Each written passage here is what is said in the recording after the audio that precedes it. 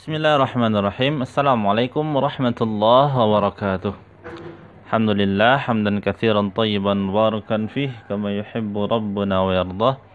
Asyhadu an la ilaha illallah wa asyhadu anna Muhammadan abduhu wa rasuluhu amma ba'd. Adik muslim yang disayangi Allah Subhanahu wa taala, sekarang tanggal 21 bulan Februari 2021 dan qadarallahu ma syaa fa'ala. Kemarin terjadi musibah banjir di sebagian daerah Jakarta, termasuk daerah sekitar tempat kami Iqbal tinggal.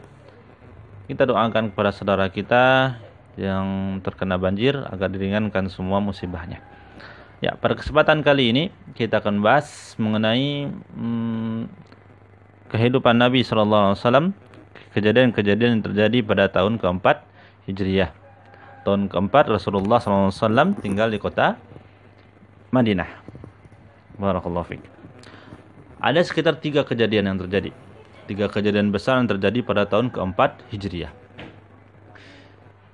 Kejadian pertama yaitunya utusan Ar-Raji'. Utusan Ar-Raji'.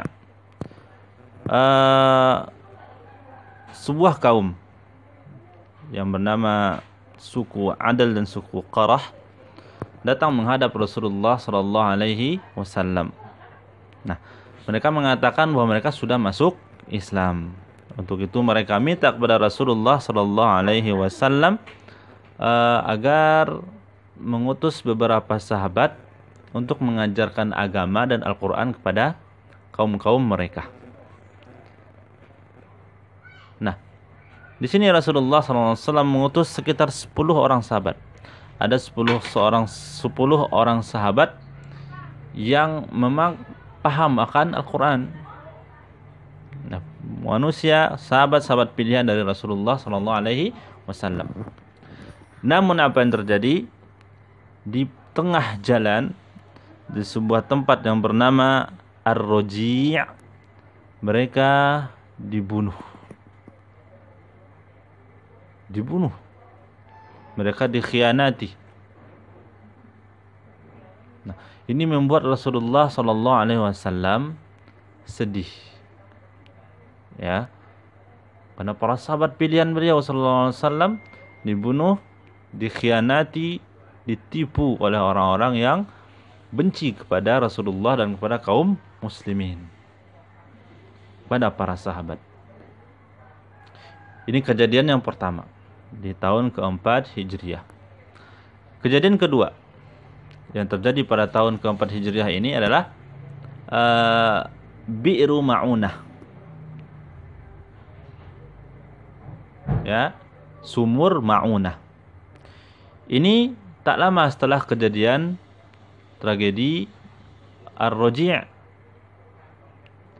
Nah, Bi'ru Ma'unah ini kejadian yang terjadi pada sumur Ma'unah ini berawal bahwasanya seseorang yang bernama Abu Barra, ya, seorang Abu Barra, yang mana beliau meminta kepada Rasulullah berdakwah kepadanya dan meminta Abu Barra untuk masuk Islam.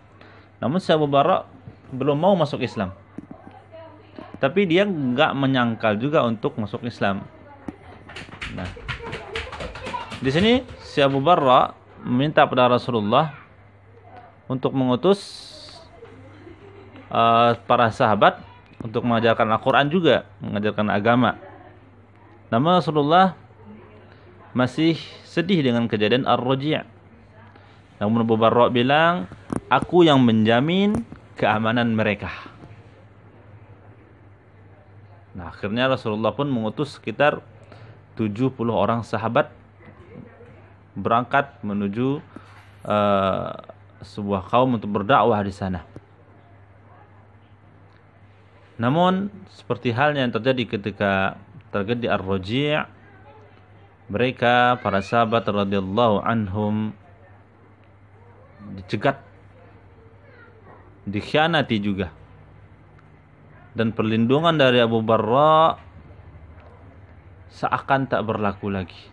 Mereka tetap menyerang para sahabat sehingga mereka semua terbunuh. Kejadiannya tidak berselang lama. Dan ini membuat Rasulullah SAW sedih dan bercampur dengan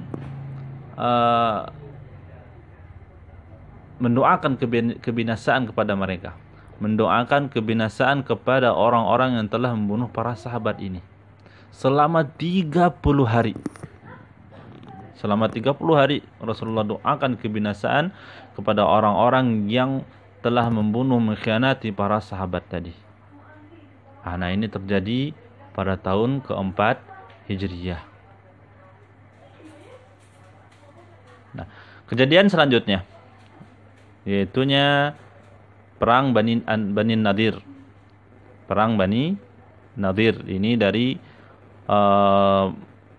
kaum Yahudi, orang-orang Yahudi. Sebelumnya kita sudah sampaikan ketika Rasulullah SAW awal datang ke kota Madinah, Rasulullah, para sahabat telah melakukan perjanjian dengan orang Yahudi agar saling mendukung di kota Madinah. Namun mereka mengkhianati janji ini. Sebelum Bani Nadir mengkhianati Rasulullah dan kaum muslimin, para sahabat, sebelumnya sudah terjadi juga pengkhianatan kepada Rasulullah dari Bani Qainuqa, orang Yahudi juga. Bani Qainuqa ini terjadi apa? Pengkhianatan yang dilakukan oleh Bani Qainuqa ini terjadi setelah perang Badar. Setelah Rasulullah SAW menang dalam perang Badar, kaum muslimin menang pada perang Badar, Bani Qainuqa, orang Yahudi itu berharap kaum muslimin bersama Rasulullah SAW kalah, karena dilawan adalah orang-orang bangsawan Mekah. Namun ternyata Rasulullah SAW dan kaum muslimin menang dalam perang Badar ini, membuat mereka semakin geram, semakin kesal kepada Rasulullah dan para sahabat. Rasulullah pun ajak mereka untuk masuk Islam. Mereka secara terang-terangan menolak. Madinah. Bahkan mereka seakan mengajak perang Rasulullah. Akhirnya Bani Qainuqa ini dikepung oleh Rasulullah dan para sahabat selama 15 hari. Dan mereka sembunyi di dalam bentengnya. Akhirnya mereka pun merasa tak sanggup lagi melawan Rasulullah dan para sahabat. Mereka pun akhirnya menyerah dan mereka diusir dari kota Madinah. Dan Bani Qainuqa itu terkatung-katung di jalan-jalan. Mereka pergi ke arah Syam dan mereka binasa di sana. Nah, pada tahun keempat Hijriyah terjadi lagi pengkhianatan dari orang Yahudi. Kali ini terjadi dari Bani Nadir. Mereka pun melakukan pengkhianatan. Ini terjadi setelah perang Uhud, ketika Rasulullah dan para sahabat kalah dari orang kafir Quraisy, kaum musyrikin Quraisy. Mereka pun mulai memperlihatkan ketidaksenangan mereka kepada Rasulullah dan para sahabat. Hal ini bahkan mereka ingin membunuh Rasulullah. Nah, ini sebuah pengkhianatan di atas pengkhianatan. Bahkan Rasulullah pun mau dibunuh. Tapi Rasulullah mengetahui hal ini. Akhirnya mereka disuruh oleh Rasulullah untuk keluar dari kota Madinah, karena mereka sendiri yang melanggar perjanjian. Padahal kaum muslimin, Rasulullah dan para sahabat enggak pernah sedikit pun membatalkan perjanjian dengan orang Yahudi, tapi mereka lah yang membatalkan perjanjian, mengkhianati perjanjian. Dan inilah sifat-sifat orang Yahudi. Disuruh keluar oleh Rasulullah, pergi dari kota Madinah. Namun seorang munafik yang bernama Abdullah bin Ubay, yang menarik pasukannya dari pasukan Rasulullah ketika perang Uhud, mulai mempengaruhi orang-orang Yahudi tadi. Kalian gak usah keluar, kalian di sini saja. Saya dan pasukan saya 200 orang akan melindungi kalian. Kami akan siap perang bersama kalian sampai mati. Ini kata-kata Abdullah bin Ubay. Akhirnya orang Yahudi Bani Nadir gak mau keluar dari kota Madinah. Nah, setelah itu barulah Rasulullah dan para sahabat mulai juga mengepung Bani Nadir. Mereka pun bersembunyi di bentengnya, di benteng mereka. Tidak lama, hanya 6 hari saja Rasulullah SAW mengepung mereka, dan mereka pun akhirnya keluar dari kota Madinah.